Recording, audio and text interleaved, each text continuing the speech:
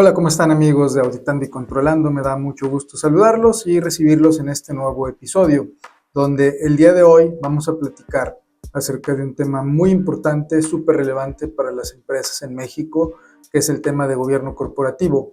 ¿Qué es lo que estamos buscando con este tema de gobierno corporativo? Pues bueno, desde sus inicios, cuando se empezó a hablar de estos temas, lo que se buscaba era precisamente encontrar la trascendencia, que las empresas lograran estar bien estructuradas, que fueran empresas confiables, más sostenibles, que pudieran comprobar ante el público inversionista y ante todos los stakeholders que tenían esa capacidad de poder hacer las actividades y llevarlas a cabo de una forma muy bien organizada.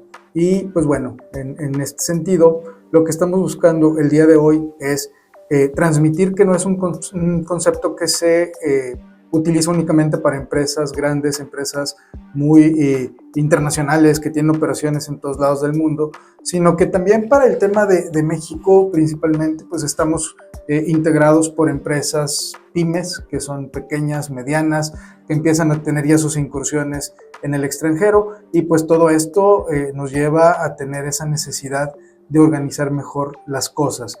No es solamente un tema para empresas que cotizan en bolsa, no es solo un tema para empresas de grandes tamaños y con estructuras organizacionales muy complejas, sino que son conceptos básicos que tienen que nacer junto con la empresa, crecer conforme las operaciones se van haciendo más y más grandes, y pues ir integrando personas que vengan a generar valor dentro de todos estos organismos. ¿Qué es importante respecto del gobierno corporativo?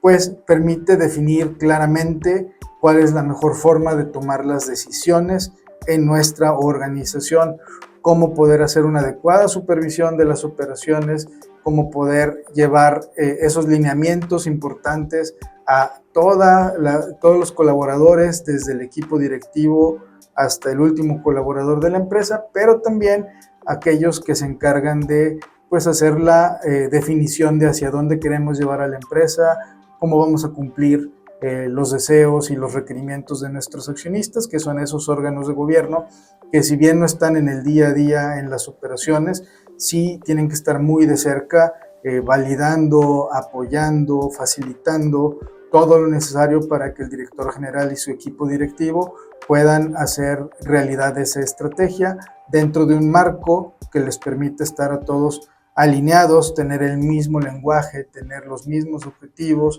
y vivir dentro de unos valores comunes que les permiten llegar a lo que se está buscando. Es importante también decirlo con mucha claridad: cuando no se tiene un adecuado gobierno corporativo, cuando no es formal, cuando no se tiene bien definido, o cuando se tiene bien definido pero no está adecuadamente implementado, se generan crisis importantes en las empresas.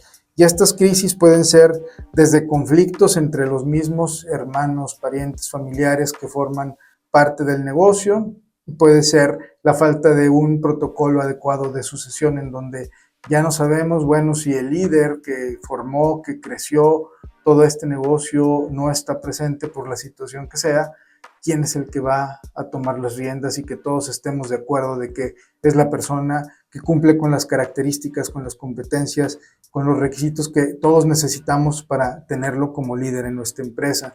Hay escándalos financieros que se derivan también de la falta de un adecuado comité de auditoría, de supervisión, de los otros comités técnicos, en donde pues se toman decisiones importantes, consensuadas y bien fundamentadas, cuestionadas, retadas por estas personas con amplia experiencia y con un networking impresionante que les permite contrastar las respuestas de la administración y saber cómo esos mismos temas se pueden atender o se vienen atendiendo en otras de las empresas donde ellos han estado. Todos estos son temas que en el día a día caminan mejor si tenemos un gobierno corporativo adecuadamente definido, bien diseñado, bien implementado, y que se le dé el mantenimiento y el monitoreo constante para ver que siga siendo funcional y que nos permite llegar a los objetivos de la empresa de buena manera. Vamos a empezar con un poquito de historia. En el 99, en México, el Consejo Coordinador Empresarial ha liderado este tema y sacó un documento que, si bien en aquellos años fue el parteaguas entre no tener nada o tener poquito, pero medio mal organizado, cada quien con marcos de referencia distintos, etcétera, fue el que nos dio en México la pauta para poder implementar una versión muy bien tropicalizada a lo que necesitamos aquí en nuestro país. Hoy vamos a explorar un poquito de aquella primera versión, ha tenido cierta evolución, ya hay varias revisiones, ya ha habido cambios de nombre, etcétera.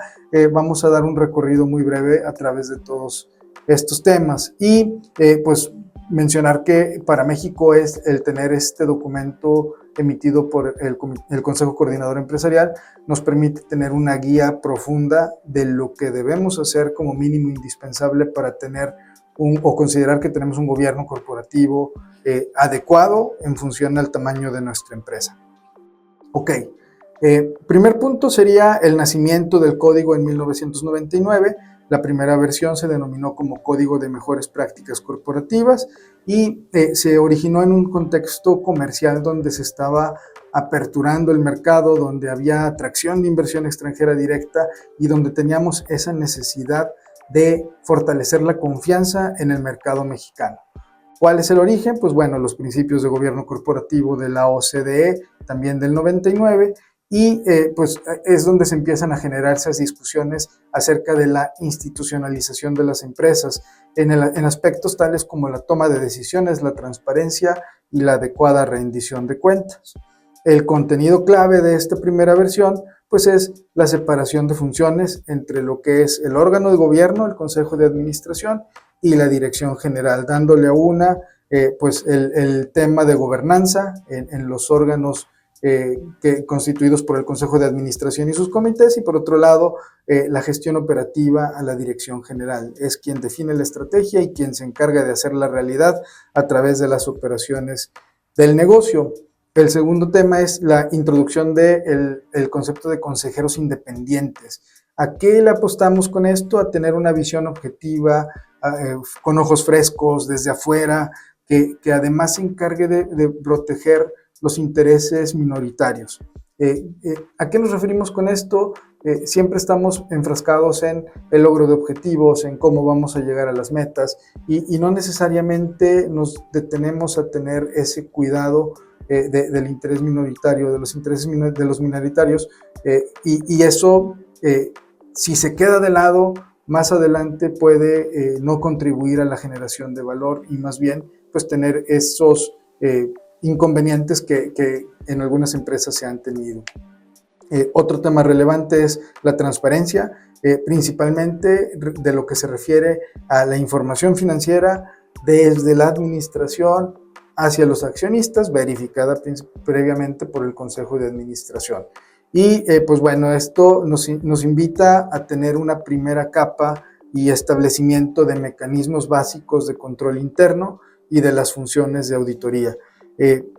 Hasta ese momento las empresas mexicanas funcionaban con estructuras altamente concentradas en los fundadores, en los que tuvieron la idea, la conceptualización, la fueron construyendo y la fueron creciendo y de la mano en algunos casos de su director general pues llevaban a cabo las operaciones del negocio sin tener un contrapeso o un cuestionamiento y pues esto limitaba esa capacidad de ver las cosas desde afuera. ¿Qué es lo que se está empujando? Pues que haya alguien más arriba que los esté ayudando a tomar mejores decisiones, alguien que genere ese reto hacia las buenas ideas, contrastándolas, desmenuzándolas un poco y comparándolas con lo que existe en el mercado. Además, esto nos ayuda a que se limiten los potenciales conflictos de intereses cuando vienen estas ideas, estas nuevas transacciones, estas operaciones con ciertos clientes, el trabajar con algunos proveedores y pues esto permite que haya un mejor desarrollo del negocio y de la estructura organizacional de la empresa. Esta es la primera versión. Ahora, En la segunda, en 2006, viene una primera revisión formal. ¿Por qué se hace esta primera revisión? Pues porque ya tenemos más de 6 años trabajando con el primer bosquejo de lo que era el gobierno corporativo, se encuentran áreas de oportunidad, se encuentran temas que tienen que complementarse y pues ya al estar ya en diferentes industrias, sectores empresariales, pues esta edición nos ayuda a profesionalizar cada vez con mayor profundidad el Consejo de Administración y elevar su nivel de responsabilidad y de supervisión estratégica. ¿Qué se incorpora en esta versión respecto de la anterior? Pues bueno, se hace una profundización en el papel del consejero independiente, donde se incluyen criterios más claros sobre la elegibilidad del tiempo mínimo de separación de cargos ejecutivos y prohibiciones específicas para evitar conflictos de interés. ¿Qué es lo que pasaba y que sigue sucediendo en estos días? Pues que el socio fundador, el dueño original de la idea del negocio, pues invita a gente cercana que conoce también del ámbito de los negocios, con los que tiene confianza, con los que puede platicar y desahogarse de los temas que son retos importantes en su día a día, que no necesariamente son quienes deberían estar. Y me refiero a precisamente la relación tan cercana a la falta de preparación y de competencias específicas en las áreas donde sí se pueden generar valor. Y entonces se hace este desglose de qué requisitos deberían cumplirse para poder formar parte de estos órganos de gobierno y venir a realmente aportar. Se formaliza la creación de órganos intermedios del Consejo, como el Comité de Auditoría, el de Evaluación y de Prácticas Societarias, que en la versión anterior eran una mera recomendación. En esta ocasión ya se formaliza esa necesidad, se empieza a ver que sí hay un complemento importante en el trabajo que se lleva a cabo en estos comités intermedios que se le llaman, y pues bueno, se formaliza esa importancia de tenerlos bien definidos, bien estructurados y trabajando.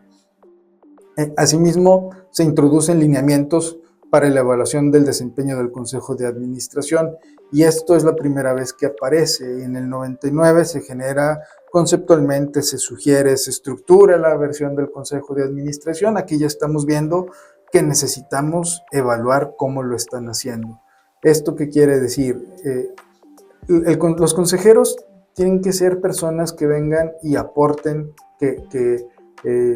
aporten conocimientos, experiencia, contactos, cuestionamientos, retos, y si se lleva a cabo todas estas actividades, realmente están contribuyendo a que la empresa tenga una mayor transparencia y una mejor confianza de parte del público inversionista.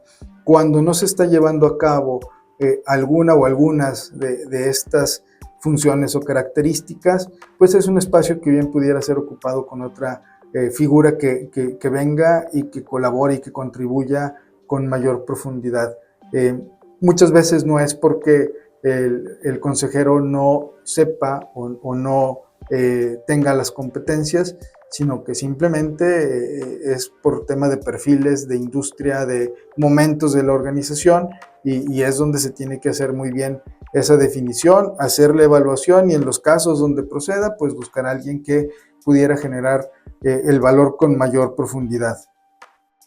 Posteriormente, en 2010, se genera una segunda revisión donde se refleja ya el impacto de la crisis que hubo en el 2008. Hay una presión internacional por mejorar el tema de gestión de riesgos y garantizar el tema de resiliencia empresarial. Antes se hablaba de implementación de controles y de algunas actividades. En esta versión ya se hace un enfoque explícito a lo largo de toda la organización sobre el tema de gestión de riesgos. Se destaca la necesidad de hacer todo el proceso de gestión de riesgos, de identificación, evaluación, implementación de controles, monitorear los riesgos estratégicos e identificar aquellos que realmente ponen en peligro la sostenibilidad de la organización. Se refuerza la obligación de establecer planes de sucesión, tanto para el director general como para miembros clave del consejo y de la alta dirección. Y a mí ahí me gustaría agregar un pedacito donde se necesitan cartas de reemplazo también para las personas clave dentro de la misma operación, porque si bien el equipo directivo es quien lleva la batuta y la guía de hacia dónde vamos y cómo hacemos realidad la estrategia, el equipo operativo, hay gentes y puestos muy particulares que pudieran ser claves para que podamos seguir teniendo esos resultados. Entonces, a lo mejor ahí metí un poquito de mi cuchara, pero bueno. Y se reconoce el valor de los sistemas de cumplimiento normativo como instrumentos esenciales para prevenir malas prácticas, fraudes y sanciones regulatorias. A través de estos sistemas de cumplimiento podemos dar una mejor estructura al marco o al cuadrito en el que queremos que se desempeñe todo nuestro equipo, todos nuestros colaboradores. Tenemos bien identificadas esas situaciones, tanto internas como externas, a las que tenemos que sí o sí cumplir, hacer caso, lograr tener bien documentado y bien fundamentado cada paso que damos. Entonces cobra mucha relevancia el poder tener estos sistemas de cumplimiento. Y en comparación con la versión anterior, aunque ya se empezó a hablar, como mencionaba hace un momento, el tema de control y demás, en el tema de gestión de riesgos, nos invita y nos empuja a un tema de prevención y de anticipación de las situaciones que pudieran limitarnos para lograr esos objetivos. El código deja de ser un conjunto de recomendaciones estructurales y se convierte, ahora sí, como les mencionaba al inicio, en una guía de gobernanza proactiva. Antes, las empresas eran más bien de un perfil reactivo, donde conforme fuera necesario lo vamos diseñando, lo vamos implementando. En esta ocasión nos invitan, nos empujan y nos dan elementos y herramientas para poder estructurar todo de tal manera que limitemos esa posibilidad de que las cosas surjan y que no las hayamos visto, que no hayamos estado preparados. Pues vamos a ser un poco más proactivos y complementar todo desde un punto de vista preventivo en todas nuestras operaciones. En 2018 se hace una tercera revisión y se publica bajo la premisa de la evolución del concepto de gobierno corporativo hacia un enfoque más ético, incluyente y orientado hacia el largo plazo.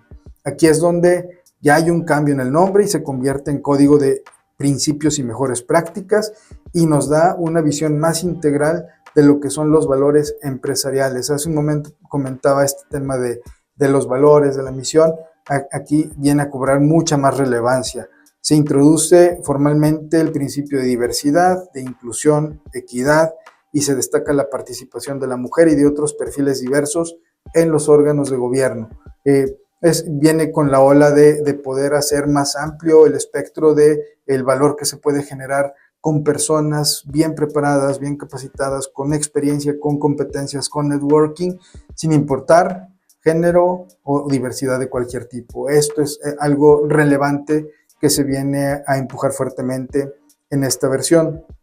También se crea explícitamente la función de riesgos y cumplimiento dentro del Consejo de Administración y nos dan recomendaciones sobre la independencia, evaluación y la responsabilidad funcional que estos nuevos puestos y figuras van a tener dentro de la estructura organizacional. Y se hace un fuerte reforzamiento del principio de integridad empresarial y de ética, alineado con el Código de Estándares Internacionales como los de la OCDE, que son el origen de estos documentos, y los compromisos de México en materia anticorrupción. En comparación con el 2010, pues donde ya se reconocía el riesgo como algo que tenía que identificarse y mitigarse sin tener funciones específicas dentro del Consejo de Administración. Ahora sí ya se define en una estructura, comités de riesgo, comités de cumplimiento, donde hay funciones muy particulares que se implementan para cada uno de ellos, y se promueve también la elaboración de políticas anticorrupción. Se exige una cultura ética desde la alta dirección y se da un paso muy importante hacia el tema de la gobernanza socialmente responsable. Temas de diversidad se vuelven estratégicos y no es nada más un tema simbólico para quedar bien con mis stakeholders. Hay que tenerlo y hay que implementarlo fuertemente dentro de la organización. Y finalmente, pues en la versión 2025, que es la actual, se publica oficialmente en febrero del 2025 y representa una transformación profunda en el enfoque del código.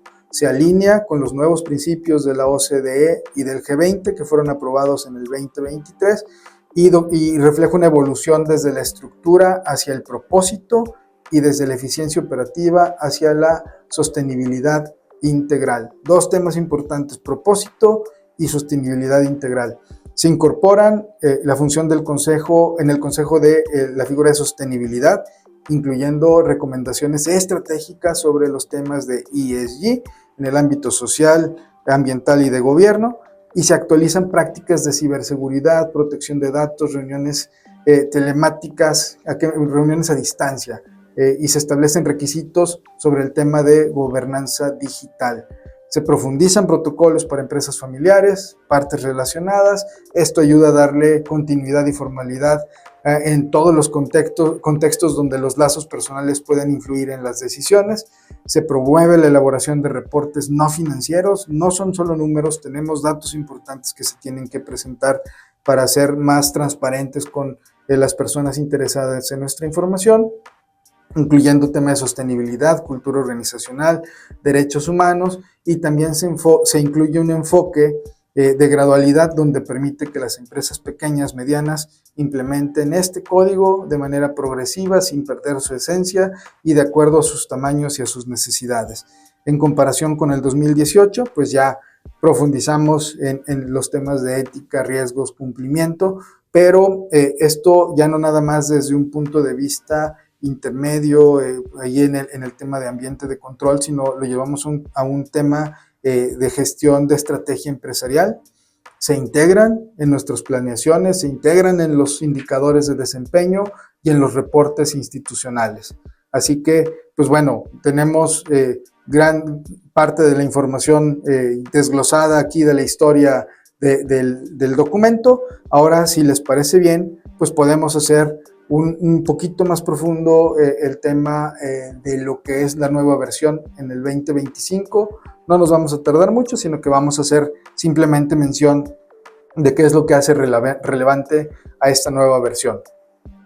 En principio, pues representa un cambio de paradigma donde ya no se enfoca solamente en estructuras de funciones de cumplimiento y más bien se convierte todo esto en herramientas estratégicas para el tema de resiliencia y para sostenibilidad de las organizaciones. Se integran tendencias globales, avances tecnológicos, nuevos valores empresariales y se da el paso hacia un modelo de gobernanza adaptable al presente y que se pueda también ir modificando hacia el futuro conforme sea necesario. Respecto al enfoque de sostenibilidad, pues bueno, por primera vez se hace formalmente la incorporación de esta función dentro del Consejo de Administración y se le dan funciones muy particulares, explícitas, puntuales, que están alineadas a las mejores prácticas internacionales. Se reconoce que sostenibilidad no es solamente una etiqueta reputacional, sino que es parte de la estrategia central para generación de valor económico, social y ambiental. Anteriormente se abordaba como un componente implícito dentro del tema de ética, el cumplimiento de los valores organizacionales. Ahora se le da una identidad propia y se le asignan responsabilidades muy concretas y de cómo se define y se integra en la estrategia de negocio. ¿Qué beneficio nos genera? Pues bueno, permite alinear las decisiones del consejo con los riesgos de transición climática, con las expectativas sociales, etcétera. Mejora el acceso a financiamiento verde y mercados más exigentes. Hay ya fondos de inversión que, si no tienes todo esto dentro del ADN de tu empresa, pudieran cerrarte las puertas. Y reduce riesgos regulatorios y reputacionales. Cada vez hay más ojos observándonos y tenemos que atender a todas las situaciones significativas y relevantes dentro de nuestras comunidades, dentro de nuestra cadena de valor y realmente vivirlo desde adentro, no solamente hacerlo como una etiqueta, como mencionamos en un momento, sino realmente que todos nuestros colaboradores hagan suyo, tengan ese sentido de pertenencia hacia estos temas, estos conceptos, un muy, muy grande trabajo de capacitación, pero que seguramente va a traernos muy buenos beneficios. Otro tema relevante y de los últimos años que forma parte importante de las reuniones del Consejo es el tema de ciberseguridad y de la protección de datos personales como elementos del sistema de gobierno corporativo. No se consideran ya solamente una función técnica del área de tecnología, sino que ahora se abordan como una exigencia directamente al Consejo de Administración.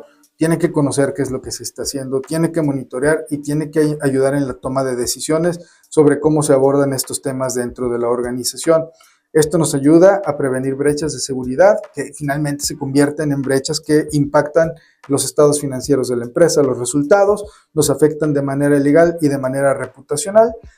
Nos ayuda a mejorar la confianza de clientes, inversionistas, reguladores y fortalece el tema de cumplimiento de leyes como la de protección de datos y que además, conforme viene integrándose la inteligencia artificial a nuestras operaciones, no hay una regulación explícita el día de hoy, se apega mucho al tema del cuidado de los datos personales y seguramente va a evolucionar hacia allá. Entonces, contar con estos mecanismos nos va a llevar un paso adelante para poder estar alineados en su momento.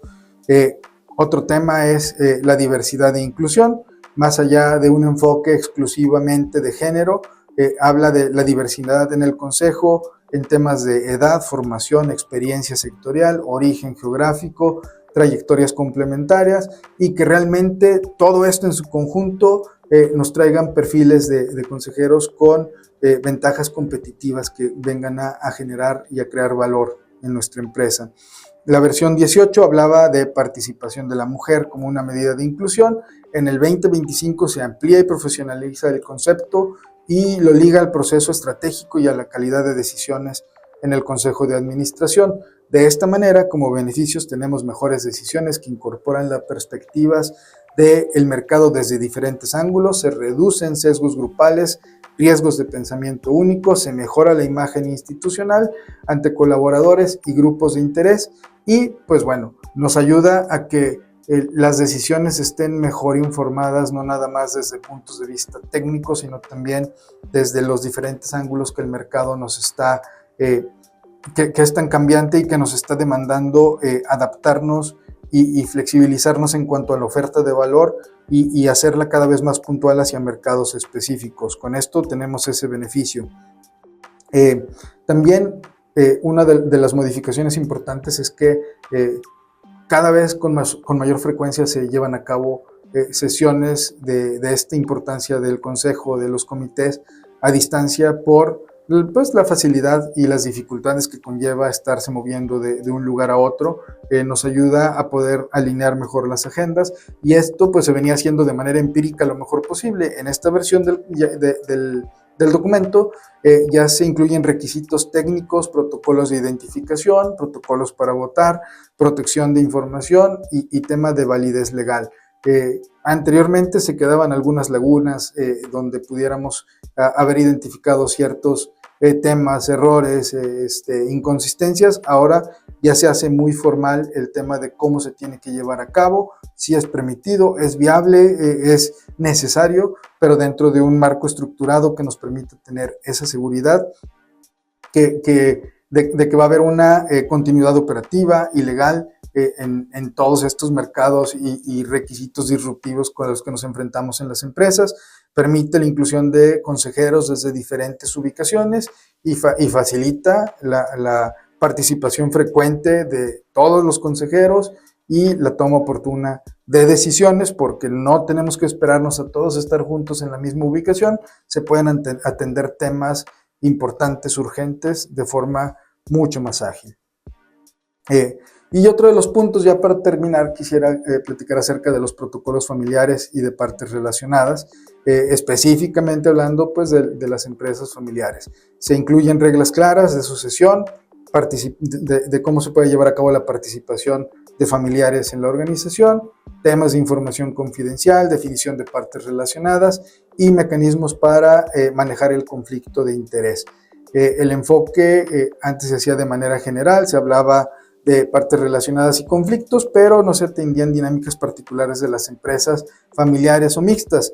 No se proponían herramientas específicas y ahora parte de los beneficios que tenemos con esta nueva versión es que mitiga conflictos internos entre generaciones o ramas familiares, da certeza a inversionistas, clientes y proveedores de que va a haber una continuidad y una sostenibilidad independientemente de que participen o no participen figuras que el día de hoy son relevantes y evita discusiones y decisiones, unilaterales o interesadas que afecten la sostenibilidad del negocio. Pues bueno, con esto creo que le estamos dando un adecuado repaso a lo que es esta nueva versión.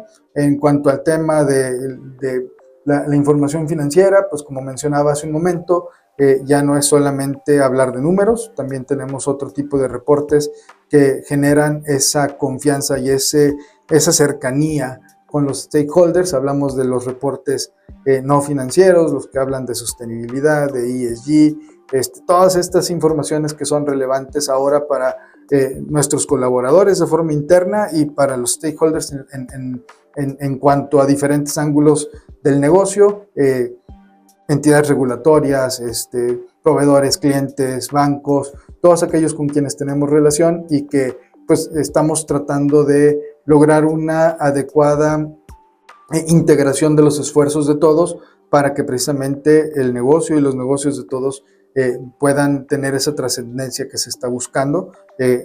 Este tipo de datos nos ayuda a conocer mejor con quién nos estamos relacionando, conocer mejor en dónde podemos invertir, que se alinea a nuestros valores, a lo que nosotros buscamos como personas, como empresas, y que pues nos va a dar esa tranquilidad de que estamos teniendo la relación que más nos conviene para el largo plazo.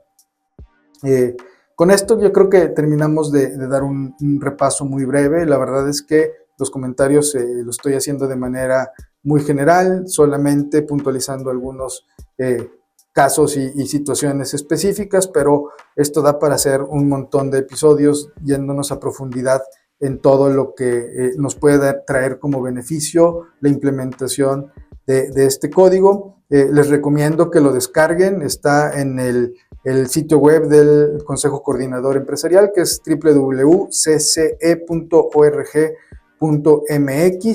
Y pues bueno, si tienen alguna duda, comentario en particular donde pudiera apoyarlos ya con un poquito más de información precisa acerca de lo que ustedes necesitan, con mucho gusto estoy a sus órdenes.